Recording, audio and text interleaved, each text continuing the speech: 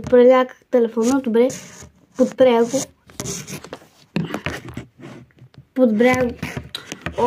Хора, до утре ще се мъча.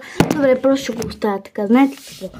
И сега говорих в предишното ми видео за училище, което се върши току-що и даже тук още не съм си хвърлила работите, които бях опаковала, тетрадките ми седят тук. Ето изпробваме сега новия миглан, защото са ми супер много сухи устните, пък това е нещо като олео за подбряване. Не на устни, е много сладичко. Сега, хоп, вадиме. Сега трябва да стана да се видя в огледалото. Просто пред мен огледалото и се видя.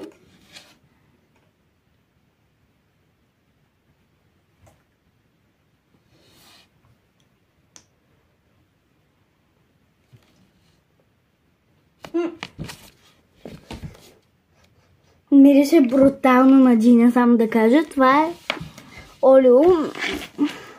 Много не виждате, но ми седи много яко на устните. Много си харесвам. И така, това една мисля.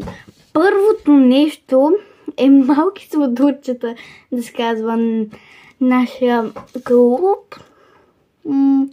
Второ, може да се казва еванинчета, защото аз съм Еванина, обаче съм се кръстила Ева номер 1, канала ми.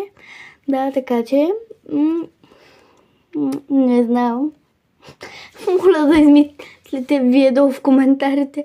Но аз продължавам да мисля. Спокойно ще измисля ново име.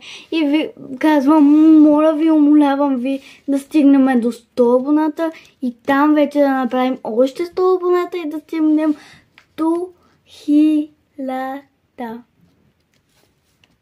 До 1000 абонати да стигнем. Моля ви се, харесвайте всяко едно мое видео. Subscribe. Абонирайте се за моя канал. Моля ви се, хора. Да бъде моята мечта. Все пак много ви обичам. И няма как да не ви направя изненада, ако стигнем 10 000 абоната. Затова моля ви се, слагайте коментари на всяко видео. Лайкайте го. Subscribe, моля, абонирайте се. И така много ви обичам. И ви казвам чао!